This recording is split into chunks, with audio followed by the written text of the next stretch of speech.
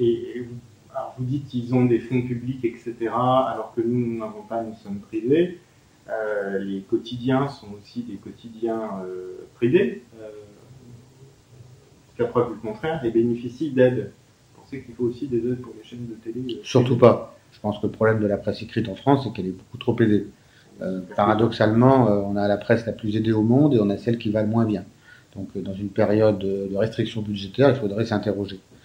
Non, surtout pas de subventions, qu'on nous laisse travailler tranquillement, ce qui est d'ailleurs le cas, et c'est la meilleure façon de se développer sereinement.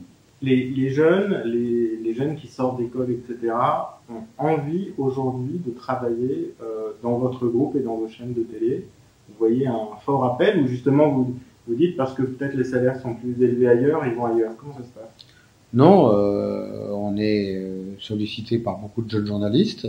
Je crois que notre groupe attire aujourd'hui les jeunes journalistes, d'abord parce qu'il n'y a pas beaucoup d'entreprises de presse qui recrutent.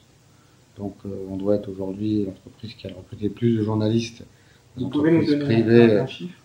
Déjà, sur BFM TV, c'est 140 emplois de journalistes créés en 5 ans. Donc il n'y a pas beaucoup d'entreprises de presse qui ont recruté 140 journalistes. On est 750 dans le groupe Nextradio TV, dont plus de 450 journalistes.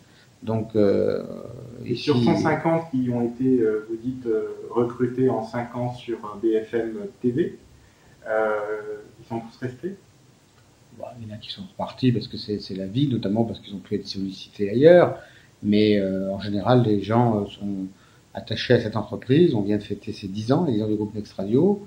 Et je crois que les gens ils sont attachés et nous on souhaite qu'ils puissent se développer, s'épanouir professionnellement chez nous. En tout cas, c'est la vision que j'ai d'une carrière dans l'entreprise. C'est une entreprise qui a des difficultés comme tous les quotidiens. Elle perd pas plus d'argent que les autres quotidiens. Je crois qu'elle en perd moins que son principal concurrent. Simplement, elle est confrontée, comme tous les quotidiens, à un changement de modèle, à des enjeux stratégiques qui sont considérables. Et moi, j'ai pensé que je n'étais plus le bon dirigeant pour le journal il y a un an, parce que aujourd'hui, gérer un quotidien, c'est un emploi à plein temps. C'est tellement compliqué, il faut tellement travailler sur la stratégie, sur les modèles économiques de demain, qu'il faut faire ça à plein temps. Donc moi, j'ai préféré passer la main.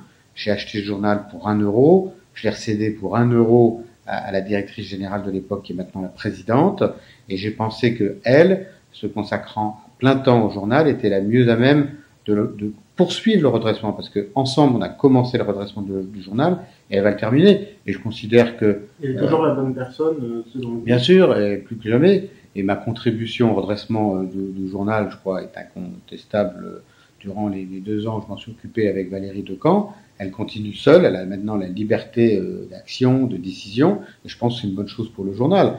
Moi, je suis arrivé au moment où il a été cédé par Bernard Arnault.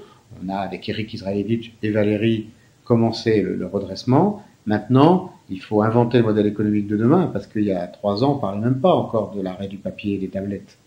Et cette période est tout à fait extraordinaire. Elle demande un engagement à plein temps. Et moi, j'ai pensé que j'étais pas le mieux à même, parce que j'avais pas la disponibilité. Après mon passage à la tribune pendant 2 ans, je pense que incontestablement fait partie du plan de redressement, et on a bien travaillé.